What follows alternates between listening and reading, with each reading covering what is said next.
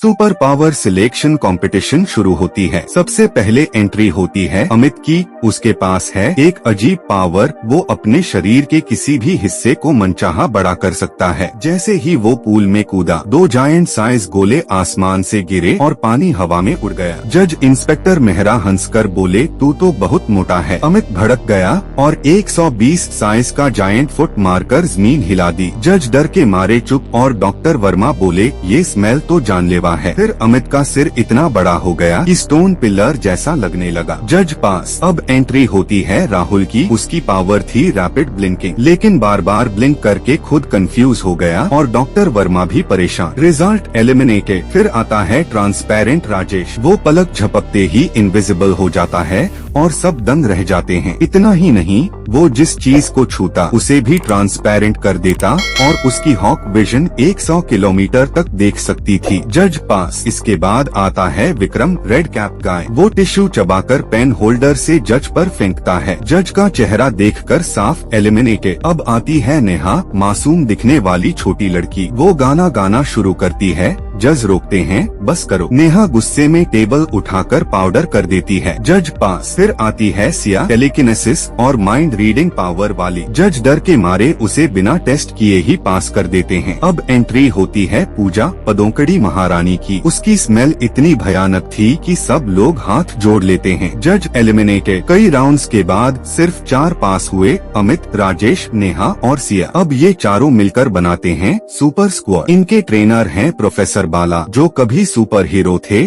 और उनकी speed silver flash से भी ज्यादा थी। लेकिन एक हादसे में उन्होंने पावर खो दी। अब सेना ने वार्निंग दी है, एक इविल फोर्स अर्थ की तरफ बढ़ रही है और इन चारों को मिलकर दुनिया बचानी होगी। पहली ट्रेनिंग में छोटू पावर हाउस आता है। वो 1000 किलो का पत्थर उठा लेता है, लेकिन जज उसका मजाक उड़ाते हैं, तेरी स्कर्ट बेकार है। छोटू गुस्से में पत्थर को हवा में उछाल देता है और इसी के साथ सुपर स्क्वाड की असली कहानी